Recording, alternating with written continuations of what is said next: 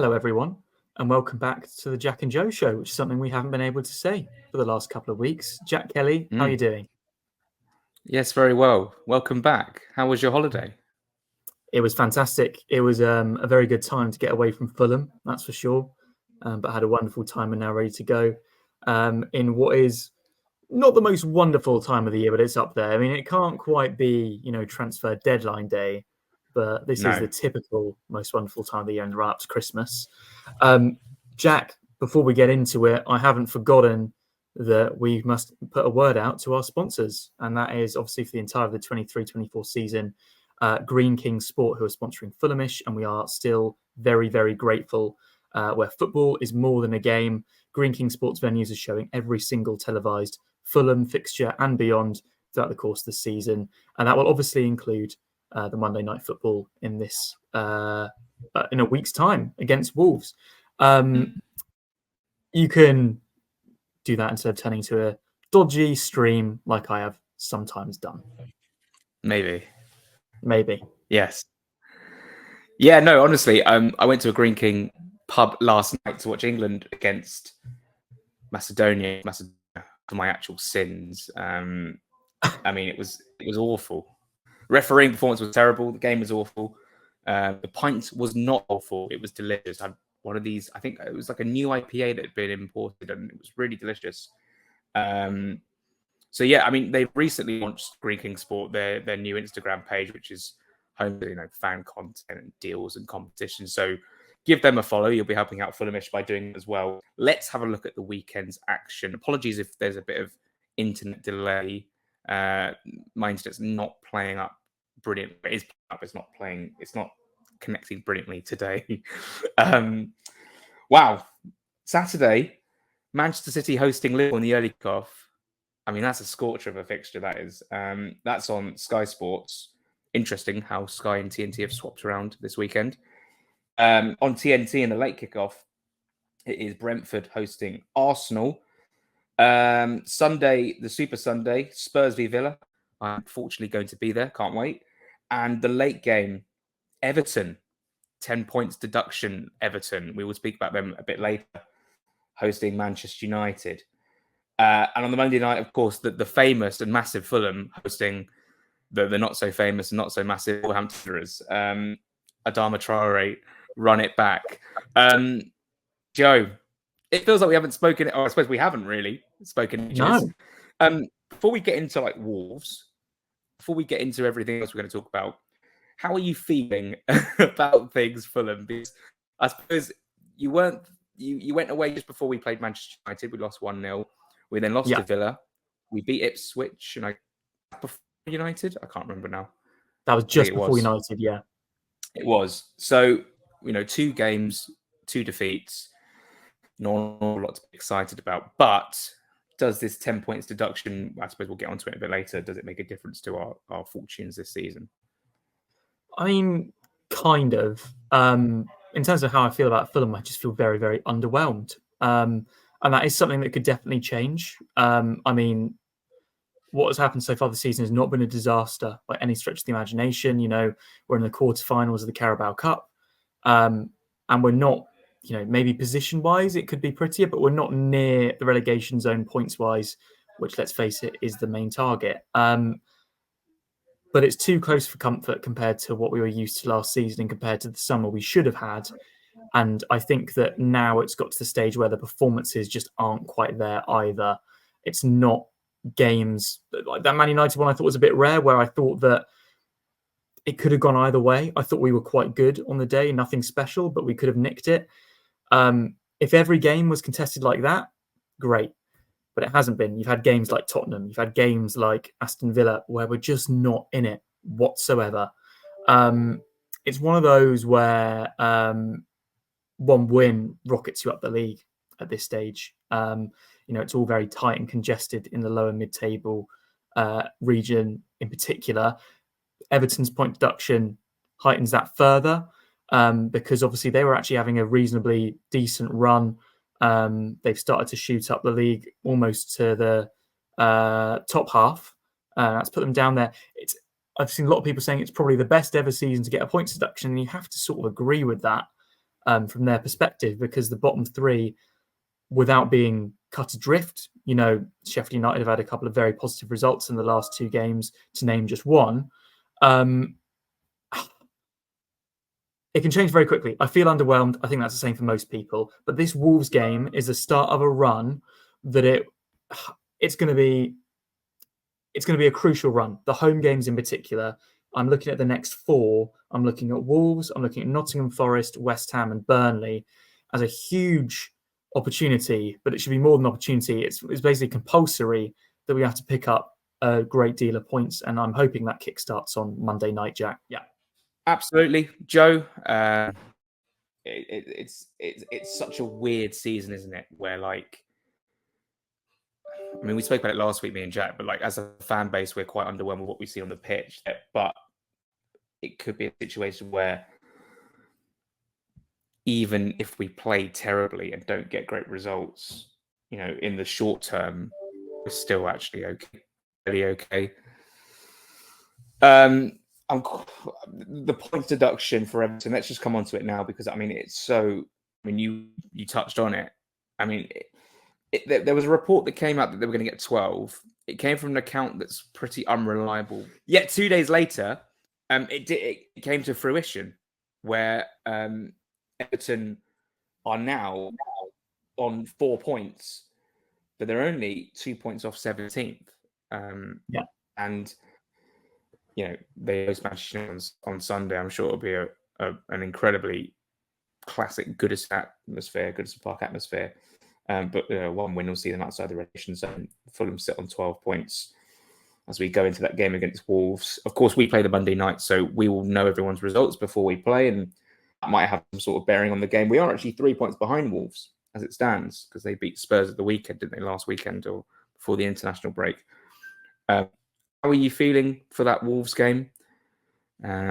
This is going to be a very testing game where I feel like the pressure is going to be on. The atmosphere is going to be tense. I feel like if we could concede early, it could get quite toxic. If we fail to create chances, it could get toxic. How do you see it going?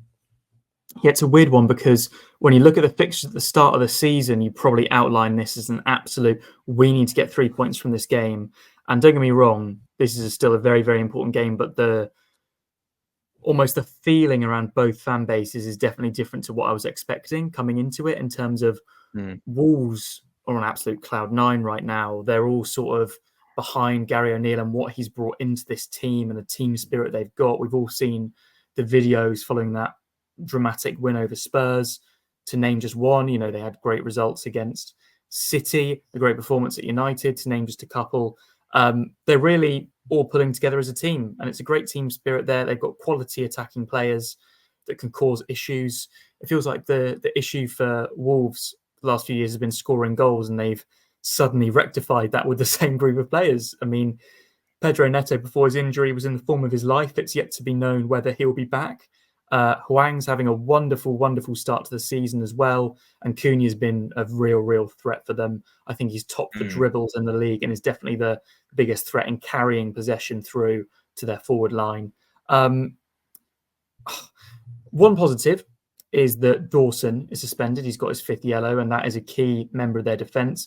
One negative is that Palhinha is the exact same for us. And I would say Palhinha is more important for us than Dawson is for them. Dawson's a very important player, but Palhinha is the glue, And I've been impressed by their midfield this season, especially former Fulham player Lamina has been doing very well, and obviously got that goal in the last minute against Tottenham.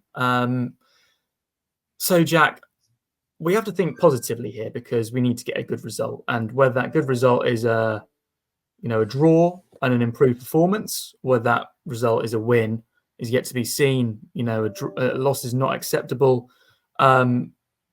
We have a lot of players returning from injury, and that is the big plus. Tosin and Diop back in training.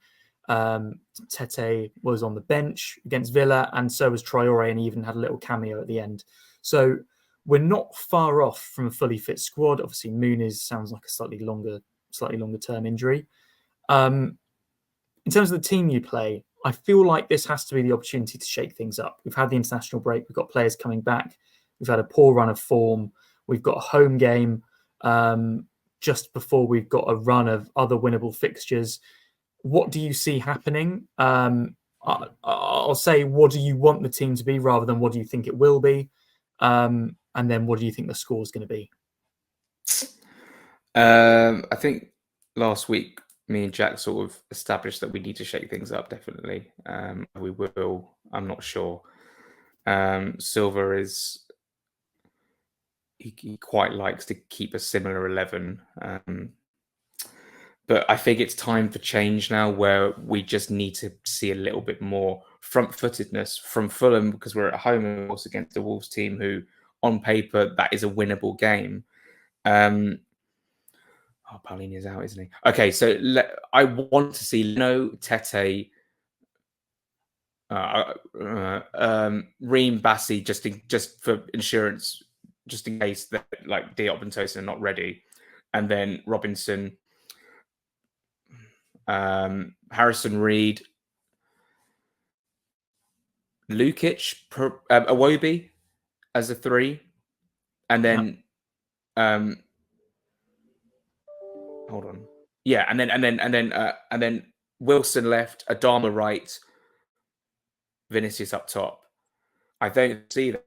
I think we'll probably see Bobby D, Cordova, Reed, Willian, Iwobi ahead of Pereira, and Vinicius up top with maybe the same 2 in field and maybe the same back 4.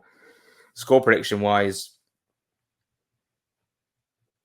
Fulham 0, Wolves 0.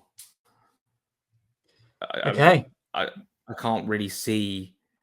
I mean, I could see goals being scored, but I'm in a bit of a bad mood. Obviously, it's quite evident that I'm not in a great mood. So I'm going to just say 0-0.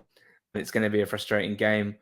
And I'd like to think that Adama Traore could have a say against his former team and maybe look up with Jimenez. That would be quite fun. But I just don't have an awful lot of confidence going into this game. What about you, Joe?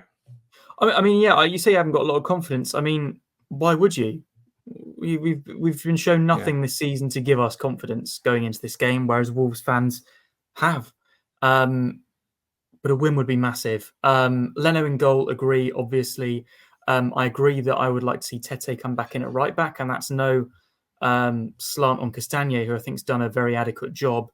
I just think that Tete is the better player, and we need to be playing our best team as possible. I also think the lack of Polinia immediately heightens the need for just more defensive solidity anywhere you can get it. I would say Castagne is the more offensive option out of the 2, so you go with the defensive one against Wolves. In particular, as he might be coming up against, at various points in the game, it could be a mixture of Hwang or Neto if he's back. We don't know that yet. They're very fluid in the way they play and very direct. João Gomez, good player as well. Very good player. I think that the centre-back pairing is the first big question. I personally do not care too much whether it's Ream or Bassi on the left. I just want a left footer on the left and a right footer on the right.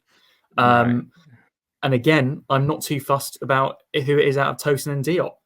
I honestly feel right now that we don't know our best pairing, and it's just time to try out something new. I would say that if, gun to my head, I'm picking the team tomorrow, I'm going with Bassi and I'm going with Tosin. And my reasoning for that is that I've liked what I've seen from Bassi, and I feel like long-term he's the answer, so he needs to start being fully integrated in his correct position. And I don't mean his correct position as centre-back, I mean his correct position as left-footed, left-sided centre-back, which he's only played once, which was against Arsenal. And you know what? He performed really well that day, other than that one moment of stupidity. The reason I'm going with Tosin over Diop is I think Tosin's better on the ball. Simple as. And I think that's something that we've really lacked lately, is building our possession out from the back effectively. We haven't had someone that can find the right pass, and we've panicked quite a lot. Left back, I'd still stick with Robinson, even though I thought he was very poor against Villa. He's had a great international break for the US, but ultimately, I just think that you go with him. I don't think that's really too much of a question at this point. I agree with your shout of Lukic and Reed with no Polinia. I don't think we can go with the attacking 3 that we saw in our last 2 games where you had both Pereira and Iwobi. I think it's been proven that it doesn't really work unless you're playing in a game where you're going to have absolute domination. For example, that Sheffield United home game. And I agree that I'd go with Iwobi as the attacking midfielder in that 3. And then front 3, completely and utterly agree with you. Wilson, great cameo against Villa, should start on the right. And then Traore, I'd love to see him on the left. I'd love to see him have a run against his former side. I'd love to see him have some. I'd love to see us have some pace in behind. We can bring Willian off the bench if need be, and Vinicius up top. Delighted for Jimenez to get his first goal. I haven't mentioned that since being back. Genuinely wonderful. So happy for him. I think that Vinicius is better to the way we play at this moment in time. Gary Neville. So I think we need to start him. Score prediction. I don't think it'll be 0-0 because I don't think we'll keep them out. And I'm hopeful that we'll get a goal. I am going to predict a 1-1 draw, which is quite 1-1, yeah. Yeah. Oh God. But you know what the bright side is, Jack? Wolves are a good team. And I really do think that. And without Polinia, this is a different game. I think I'd be predicting a Fulham win just out of almost my heart ruling over my head if Polinia was available, but he's not. And a game without your best player at home, when you've not been in good form, against a team that's in form, yes, we all want a win. We probably need a win, but a draw I don't think would be the end of the world. Well, you mentioned Polinia for the game. I don't know if you've checked Twitter in the last hour or so. From Florian Plettenberg. Fulham would reportedly allow João Polinia to join Bayern Munich in January for a price that's lower than 60 to 65 million euros, the summer bid. The midfielder is still in the sights of the German club, but they don't intend to pay more than £6 million for him. Saw this earlier, and I've got 2 things to say. The first thing is that this guy is a bold fraud who said that there's been no negotiations between the clubs, yet somehow Fulham have indicated that they'd sell him for a certain price. That is not possible if there's been no negotiations between the clubs, because who have they indicated that to? There isn't an open marketplace for football players where you sell them for a certain value, you list them like it's eBay. This is not a thing. Second thing I would say is he would not sign a new contract to then be sold for a lower fee. He would not have signed that contract because Fulham would not have given him that contract. There was no need for Fulham to give him a new contract. That tweet makes no sense. I saw it from came from Transfer News Live, and then I've actually just scrolled down and seen the actual tweet, and it said Paulinho and Bayern, a question of money, but far away from being done. No negotiations between the clubs at this stage.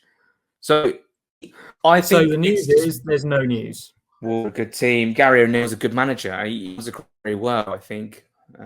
I think that Bournemouth may survive, but have egg on their face for what they've done. Gary O'Neill and sacking him and bringing in Iriola.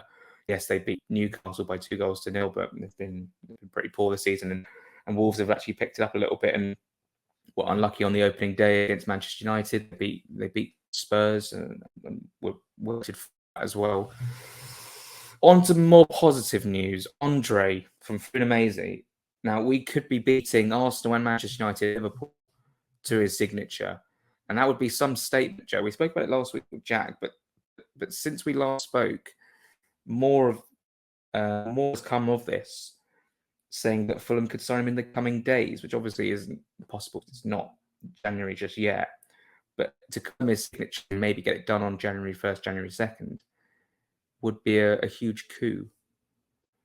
It would. And it's one of those where it almost seems like the stories are too good to be true. You can't believe it. But ultimately, these clubs that you've just mentioned, Jack, have got other targets. And it's not out of the question that the player has picked Fulham. The player has picked the project. You know, Marco Silva very suddenly signed a new contract. Has he been given assurances about certain players? Did he know that potentially Andre, amongst others, are coming in January? Have the owners promised significant investment? after seeing that the summer window is below par. The one thing's for sure is that Andre is a fantastic player. I'm not going to come here and claim that I've watched him a great number, but if you see the amount of reliable people talking about him as one of the up-and-coming midfielders and the teams that are in for him, you have to believe in the hype. And he is ultimately a player that could come in and improve our midfield. We, at this moment in time, Gary Neville, we do not have a real backup for Pellegrini, and you've seen that. And I'm not saying that he's coming in as a backup if he is coming in. What I'm saying is that, I hope not. We need a stronger defensive option there. We need someone for the future. Pellegrini, whether he stays for the rest of his career or not, is not a long-term option due to his age, really. We have to have someone to replace him at some point or play alongside him. Last season it was Harrison Reed playing alongside him, slightly more advanced, but still quite a defensive player. Could this be someone like Andre, who's almost like a deep-lying playmaker? His a lot of the videos that you will watch of him, or if you go and watch footage of him playing, you will see the quality that he has on the ball. It's not just about the defensive side of things. This is someone that could definitely improve us. And it's just so exciting to be linked with a young, up-and-coming player that the big boys are after, Jack. And if he picks us, then the keys to Putney, because how wonderful would that be to beat these other teams to a player of this caliber? It'd be fantastic. For Andre, the next career move is to come to Europe. And from his personal point of view, I'm sure it's not just to play in the Premier League, for example, but it's to play in club competitions such as, the Champions League. That will be his target. I'm not stupid. I know that if Andre comes to Fulham, he's got another move in mind at some point to try and get to that level. We all know how football works. But the fact that we can have a player of that caliber is just wonderful. And if he's seen the project and he likes it, then get him to the club, because that's all we want is players that are fully invested in Fulham.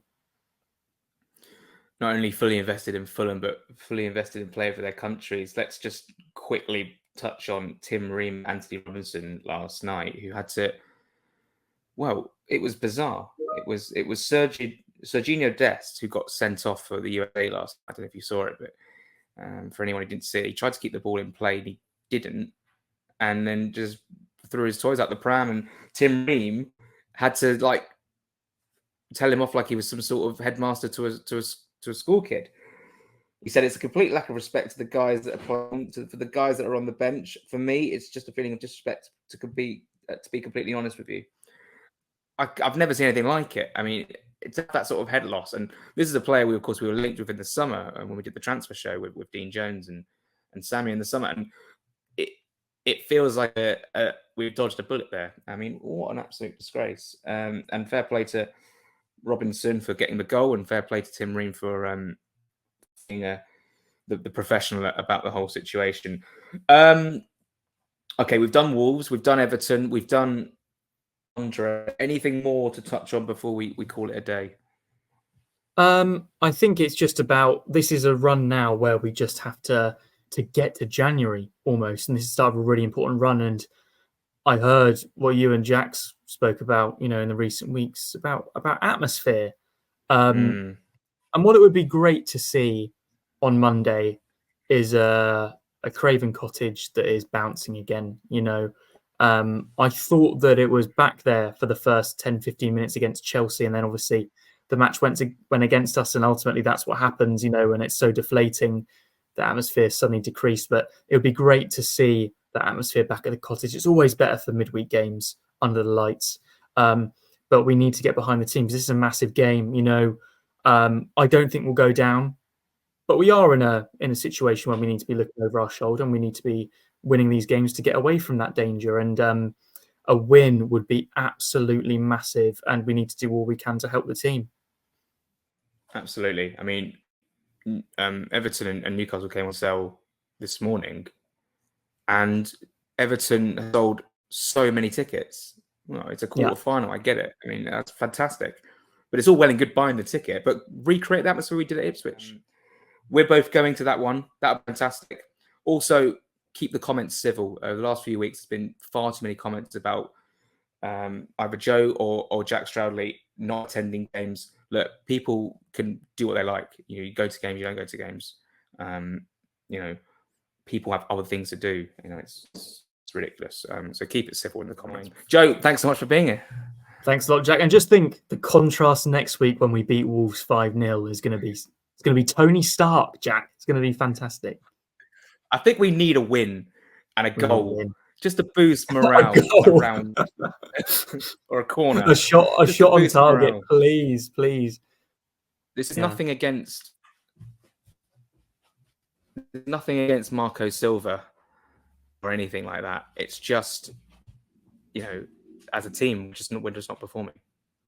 But I have trust in Marco Silva. I mean, if Andre joins, that's all down to Marco Silva. He's still got those pulling powers. He signed a contract. He's in for the project for long term. So it will just go back to the summer where we replace Mitrovic. No. Did we get the players in on time? No. Did we have a disruptive preseason? Yes. Joe, thanks so much for being here. Thanks a lot, Jack. Good to be back, and thanks everyone for watching and for the continued support. I know we just said that about the comments, but we've had a lot of interaction over the last few weeks. I feel like it's increased a lot, which is great. We love reading the comments. We love replying to them on either the Fulhamish or our personal accounts. So please keep the support going, both here and at the ground as well on Monday if you're going. If you're watching at home in a Green King pub, enjoy it. If you're at the cottage, let's bring on the noise and come on, you whites. Absolutely. Yeah, no, I mean, the 95%, 97% of the events are very nice, and we appreciate them every week. It's the 3% that are unneeded. But go Wales, and please Fulham. Let's get the win on Monday night.